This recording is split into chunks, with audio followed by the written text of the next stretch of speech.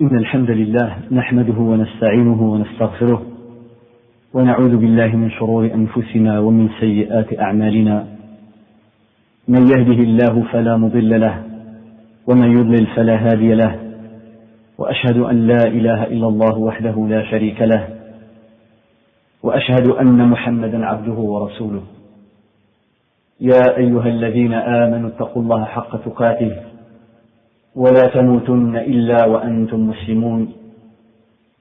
يا أيها الناس اتقوا ربكم الذي خلقكم من نفس واحدة وخلق منها زوجها وبث منهما رجالا كثيرا ونساء، واتقوا الله الذي تساءلون به والأرحام إن الله كان عليكم رقيبا.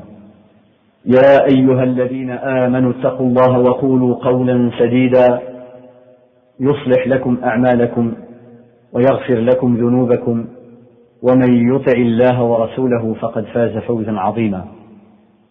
أما بعد، فإن أصدق الحديث كتاب الله تعالى، وخير الهدي هدي محمد صلى الله عليه وسلم، وشر الأمور محدثاتها، وكل محدثة بدعة، وكل بدعة ضلالة، وكل ضلالة في النار.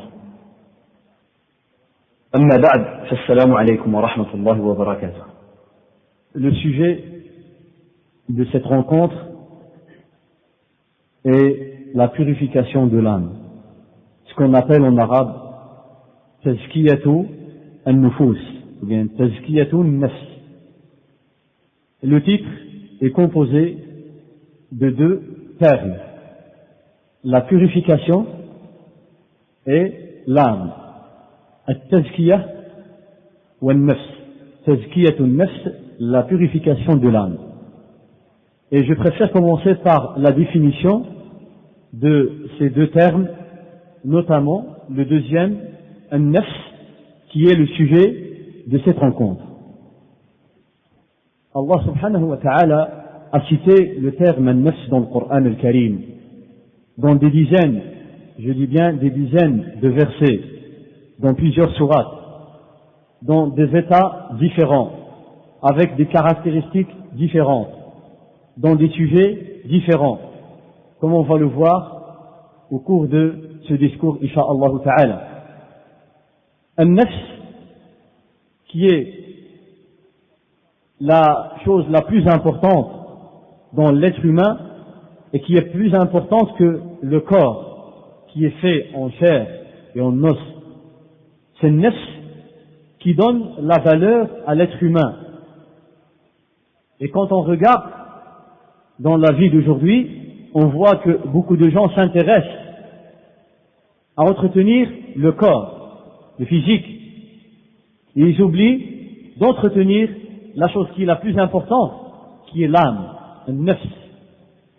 Ya khadim al-jismi, kam tas'a li khidmatihi, أتعبت نفسك فيما فيه خسران أقبل على النفس واستكمل فضائلها فأنت بالنفس لا بالجسم إنسان. Donc ce poète dit qu'il s'adresse à quelqu'un qui passe beaucoup d'heures à entretenir son physique, à regarder dans le miroir, à aller peut-être faire beaucoup de sport pour entretenir le physique. Et en même temps, il oublie que ce physique un jour disparaîtra dans la tombe, se décomposera dans la tombe. Il a oublié de compléter les vertus de la chose la plus importante qui est un nafs. Car c'est par cette âme que tu es considéré un être humain, une sainte. Allah Azza wa Jal parle de l'âme dans le Coran al-Karim, et comme le prophète sallallahu alayhi wa sallam en parle aussi dans ses hadiths.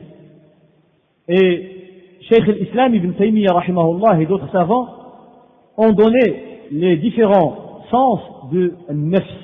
Que veut dire le mot an-nafs? Eh bien, des fois, le terme an-nafs veut dire le sang.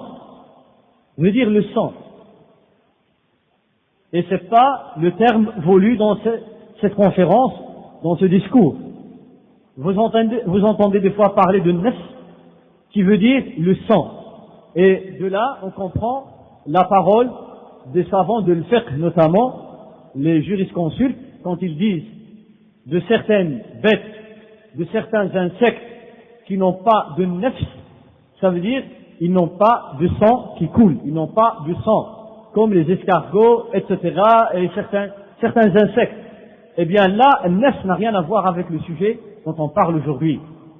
Un nefs de laquelle on parle aujourd'hui, c'est celle qui veut dire l'âme, ar-ruh. Un nefs, elle veut dire l'âme, ar-ruh. Deux fois dans le Coran on trouve le terme un nefs, d'autres fois on trouve ar-ruh. En général, elles ont la même signification. Un nefs et ar-ruh ont la même signification. L'âme. L'âme qui habite le corps pour une durée déterminée par Allah Azza wa Jal et qui a un début et une fin. Un début, c'est la création de toute chose qui a un début. Allah Azza wa Jal, comme dit Allah dans le Coran al-Karim, Allahu khaliqu kulli shay. Allah Azza wa Jal est le créateur de toutes choses. Parmi ces toutes choses, il y a l'âme, ar-ruh, an-nafs, qui a un début. Elle a aussi une fin. Eh bien, à retenir que l'âme, c'est en même temps an-nafs et c'est en même temps ar-ruh. Il n'y a pas de différence en général entre les deux termes. Mais souvent, comme a fait la remarque un grand savant qui a interprété le livre de l'Aqida qu'on appelle l'Aqida Tahawiyya, il a dit que le terme ar-ruh, on l'utilise quand l'âme quitte. Quand l'âme aura quitté le corps, on parle de ar-ruh, le terme ar-ruh. Mais quand elle est encore dans le corps, les deux, on parle de nafs. Quand elle est dans le corps, on parle de nafs. Quand elle quitte le corps, on parle de ruh. Mais les deux termes, ar-ruh et nafs, veulent dire la même chose. Ça, bien sûr, en général. Alors, la purification de l'âme, tazkiyatun nafs.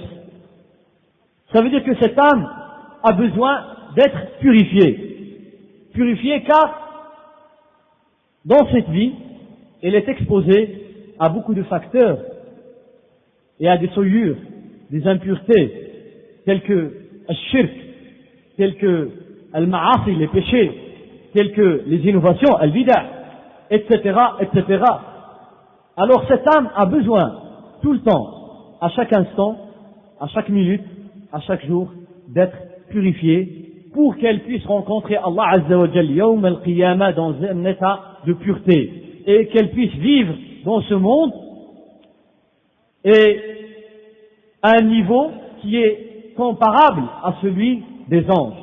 Et à l'occasion de Ramadan, on sait très bien que un musulman lui est danger de boire et d'avoir des rapports, etc. pendant la journée de Ramadan. Et cette manière de se comporter dans la journée de Ramadan,